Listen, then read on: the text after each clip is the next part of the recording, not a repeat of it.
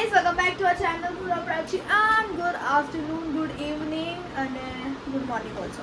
કારણ કે અમે ઉઠી ગયા છે 10 વાગ્યાના બટ બ્લોગ મૂકવું સ્ટાર્ટ કર્યો અને આજે ઉત્તરાયણ છે. આજે તારીખ છે 14 તારીખ છે આજે. હું પૂછું તો 15 છે સો એમ. સો આજે અમે જઈ રહ્યા છે ધાબા પર. આજનો અમારો પ્લાન જ અલગ છે. તો વિચારતો છું પૂરા પ્રાચી કહેશે કે પૂર્વ પ્રાચી એમ કહેશે કે અમે ધાબા પર જશું. ના ગાઈસ, આ વખતે અમે ઉત્તરાયણ નથી મનાવવાના. એક ટાઈપ ઓફ એવું સમજી લો બટ અમે ફરવા જશું, લાઈક દેટ ટાઈપ ઓફ. અને અત્યારે મમ્મા જલ્દીથી રેડી થઈ જશે, અમે રેડી થઈ ગયા છે અને હવે અમે જશું ફરવા. કારણ કે ઉત્તરાયણમાં છે ને હવે ધાબા ઉપર ચડવાનું મન નથી થતું, દેટ્સ વાય. અને કાળું બી પડી જવાય છે ને હવે કોણ પતંગ ચગાવે ગાઈઝ. એટલે તો ચાલો આપણે ફરવા જઈએ. Let's go. જોઈને પ્રાચી શું કરે છે? અમે અત્યારે ટિકિટ બુક કરી રહ્યા છે કોઈ મૂવી જોવાની, કારણ કે કંઈ ખબર નથી પડતી, કારણ કે બહાર બહુ જ તાપ છે તો બહાર Yes. ફરવાનો બી કોઈ ચાન્સ. અમે વિચાર્યું હતું કે શોપિંગ કરવા જશું. કયું જોઉં છું? મેરી ક્રિસમસની. યસ, સો અમે ટ્રાય કરીએ છીએ કઈ મૂવી જોવા જઈએ. સો સ્ટે ટ્યુન. યા પ્રાચી શું થયું? વોમિટ જેવું થાય છે તો એટલે હું ક્યાં નહીં બોલતી નહીં. Okay. મને બોલાવડાવે છે એટલે મને બહુ જુસ્સો આવે છે. સો ગાઈઝ, અમે લોકો જઈ રહ્યા છે અહીંયા જે મિરાજ થિયેટર છે મણિનગરમાં, ત્યાં અમે જઈ રહ્યા છે અને મૂવી જોવા જઈ રહ્યા છે. ટિકિટનું શું થાય? હા, ટિકિટ અમે બુક કરવાના હતા બટ ટાઈમ કેન્સલ થઈ ગયો, દેટ્સ વાય. કારણ કે અમે સડનલી વિચાર્યું, એકચ્યુઅલી પહેલેથી કોઈ વિચાર હતો નહીં. સાચી વાત છે. એન્ડ હવે જશું, જોઈએ ટિકિટ મળે છે કે નહીં. ના મળે તો કશો વાંધો નહીં, બીજું મૂવી જોઈ લેશું. અને ના મળે તો પછી શોપિંગ કરી લેશું. અને ફાઇનલી પહોંચી જ ગયા છે. બસ જલ્દી ટિકિટ મળી જાય. કાકા જલ્દી ચલાવતા નથી. હા, સાચી વાત છે કે જ્યારે આપણને જ્યારે જલ્દી પહોંચવાનું હોય ને ત્યારે પહોંચી ના શકે એવું થાય. અને આજે ઉત્તરાયણનો દિવસ એટલે બધા છે ને વચ્ચે બહુ આવતો હોય પતંગ લૂંટવા ને બધું કરતા. સ્પેશિયલ પતંગો લૂંટવા. સી આ છોકરો જુઓ, લો અહીંયા બી બહુ પ્રોબ્લેમ થશે.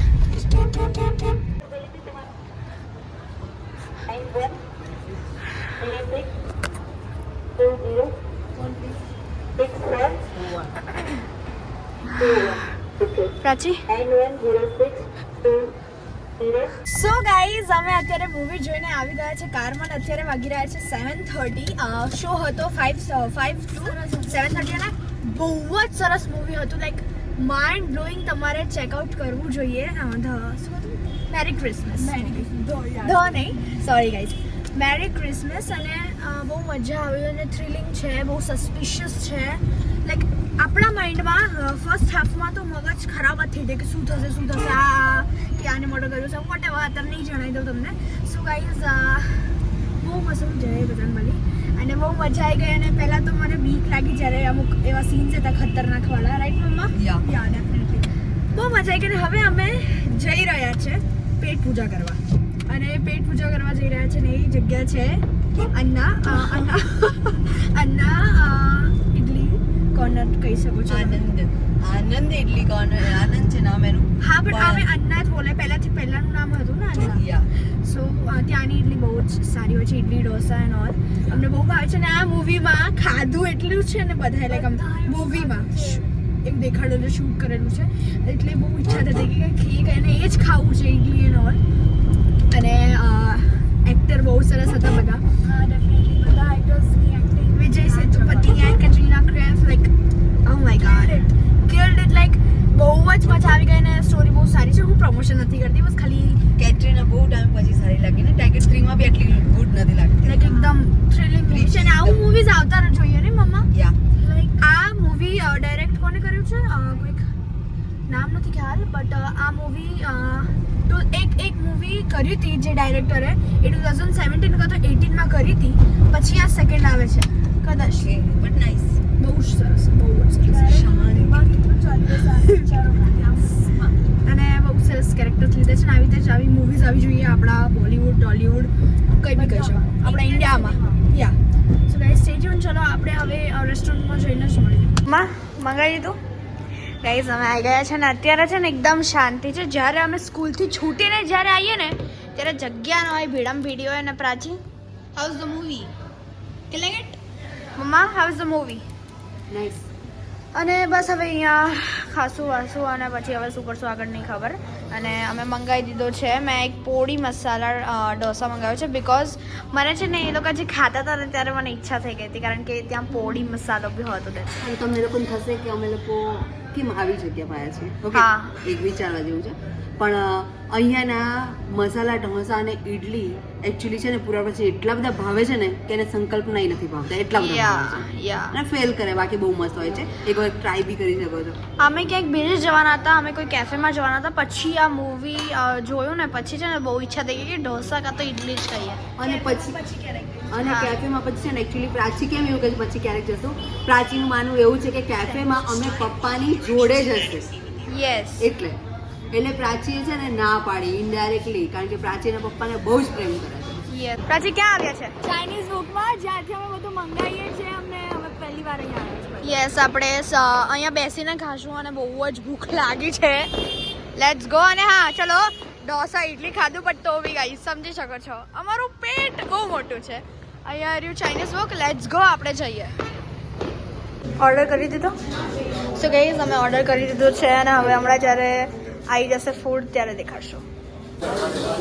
ખાલી લઈ લે અત્યારે બોક્સને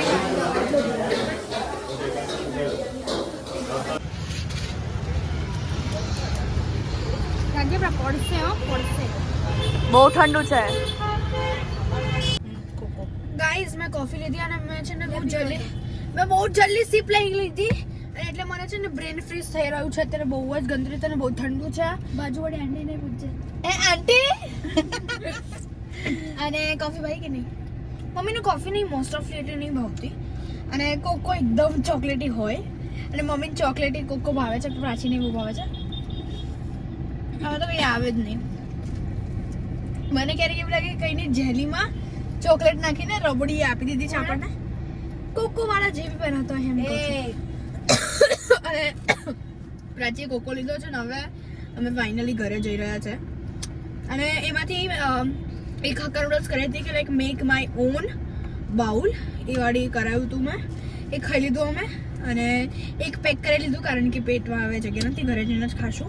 તો ચલો આપણે ઘરે જઈએ અને પછી મળીએ. ગાઈઝ અમે ક્યારના ઘરે આવી ગયા હતા. એકચ્યુઅલીમાં ગાઈઝ ખબર નહીં અમને છે ને આ એક ગંદી આદત પડી ગઈ છે. I am so sorry to say that કે અમે છે ને વ્લોગ એન્ડ કરવાનું ભૂલી જઈએ છીએ અને એડિટિંગ કરીને સૂઈ જઈએ છીએ.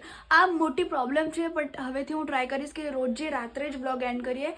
ખબર નહીં, સોરી ગાઈઝ પણ લાઈક અમે લોકો બહુ થાકી જઈએ છીએ બહાર આવીને. એટલે આ સવારે હું વ્લોગ એન્ડ કરું છું.